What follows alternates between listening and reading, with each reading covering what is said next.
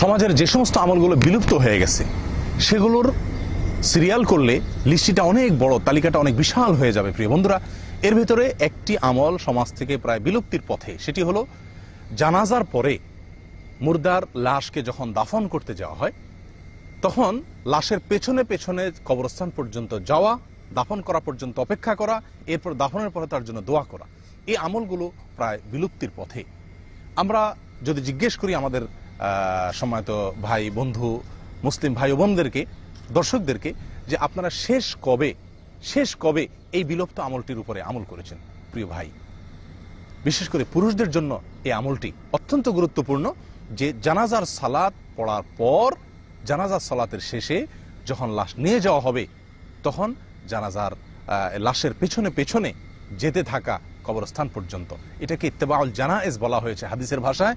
এবং মুহাদ্দিসিনে কেরাম হাদিসের কিতাবগুলোতে স্বতন্ত্র অধ্যায় রচনা করেছেন বাবু ইত্তেবাউল জানায়েজ, অর্থাৎ জানাজা পেছনে পেছনে যাওয়া, লাশের পেছনে পেছনে কবরস্থান পর্যন্ত যাওয়া, এ সংক্রান্ত অধ্যায়। অথচ এই অধ্যায়টি বইয়ে বা কিতাবে রয়ে গেছে, এই অধ্যায়টি আমাদের জীবন থেকে প্রায় চলে গেছে বললেই চলে।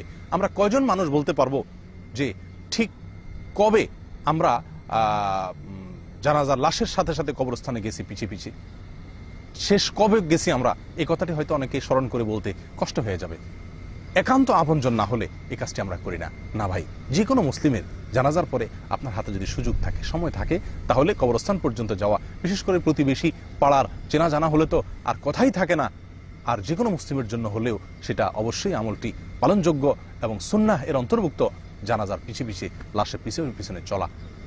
নবী সাল্লাল্লাহু আলাইহি ওয়াসাল্লাম সহিহ বুখারী এবং মুসলিমের এক হাদিসের ভিতরে ইরশাদ করেছেন, মান শাহিদাল জানাজা, যে ব্যক্তি জানাজা উপস্থিত হলো, হাত্তা ইউসাল্লা আলাইহা, এবং উপস্থিত হয়ে জানাজা সালাতে অংশগ্রহণ করলো, ফালাহু কিরাতুন, তাকে আল্লাহ তাআলা এক কিরাত পরিমাণ সওয়াব দিবেন।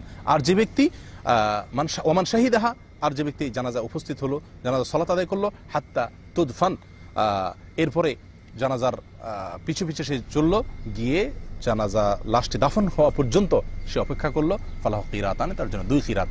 প্রশ্ন করা হলো, কিরাতের পরিমাণ কতটুকু ইয়া রাসূলুল্লাহ, কিরাত কি?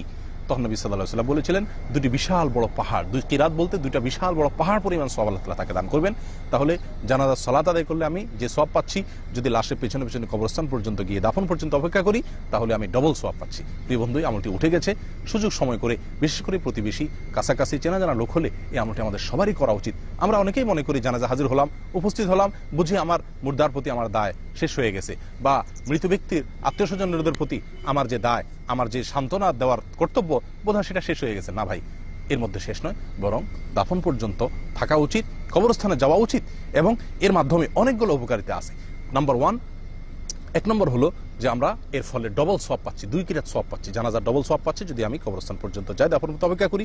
দ্বিতীয় নম্বর লাভ হলো যে এর ফলে আমরা শিক্ষা অর্জন করতে পারছি। আমাদের জীবনে বিশাল বড় শিক্ষা হবে যদি আমরা কবরস্থানে গিয়ে এরকম নিজের হাতে লাশ দাফন করি, বা দাফন করার দৃশ্য আমরা অবলোকন করি। আমাদের জীবনের বাস্তবতা, আমাদের সকলের যে শেষ ঠিকানায় কবর, এবং যে কোনো মুহূর্তে আমাকে আসতে হবে, সেই কথাটি বারবার সচক্ষে দেখে, চাক্ষুষে দেখে এরকমভাবে আমরা শিক্ষা গ্রহণ করতে পারবো, যেটা আমাদের জন্য বিশাল বড় এক উপকারিতা।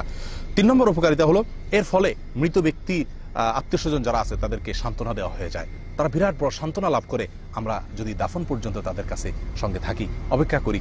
প্রিয় বন্ধুগণ, 4 নম্বর উপকারিতা হলো, এক হাদিসে আসছে, এক মুসলিমের অন্য মুসলিমের প্রতি হক হলো তার দাফন করা। তাহলে দাফন করা পর্যন্ত যদি আমি থাকি, তাহলে সেক্ষেত্রে আমার মুসলিম ভাইয়ের হক বা অধিকারটুকু আদায় করা হয়ে গেল।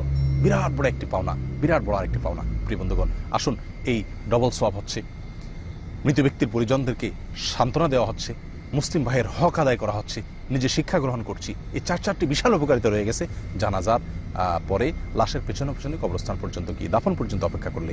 এবং দাফনের পরে একটি আমল আছে যেটি সুনানা ইবনে মাজাতে আসছে, অনেকেই আমরা জানি না। লাশ দাফন করার পরে মুর্দার জন্য দাঁড়িয়ে কেবলামুখী হয়ে নিজের মতো, যার মতো করে হাত তুলে অথবা হাত তোলা ছাড়া আল্লাহর কাছে আমরা দোয়া করতে পারি।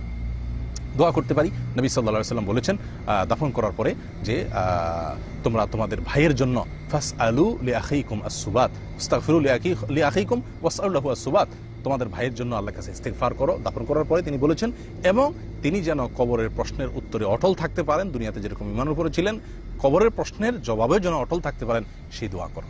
এই জন্য দাফন করার পরে মুর্দার জন্য দাঁড়িয়ে দোয়া করা সুন্নাত, কিবলামুখী হয়ে, যে আল্লাহ আমাদের এই মুর্দা, আমাদের এই ভাই যিনি চলে গেছেন, আমাদের এই বোন যিনি চলে গেছেন, তার জন্য আল্লাহ আপনি মাফ করেন, মাগফিরাত নসিব করেন তাকে, এবং তাকে ওইরকমভাবে অটল রাখেন ইমানের উপরে দুনিয়াতে যেরকম সে ছিল, অর্থাৎ ইমানের উপর তাকে অটল থাকার তৌফিক দান করেন। প্রিয় বন্ধুগণ, আসুন এই বিলুপ্ত প্রায় সুন্নতটাকে জিন্দা করি। যে কোনো মানুষের জানাজার পরে তার লাশের পিছু পিছনে কবরস্থান পর্যন্ত যাই, দাফন পর্যন্ত অপেক্ষা করি এবং দাফনের পরে তার জন্য দোয়া করি। আল্লাহ তাআলা তৌফিক দান করুন। ওয়া আখিরু দাওয়ানা আনিল হামদুলিল্লাহি রাব্বিল আলামিন। আসসালামু আলাইকুম ওয়া রাহমাতুল্লাহি ওয়া বারাকাতুহু।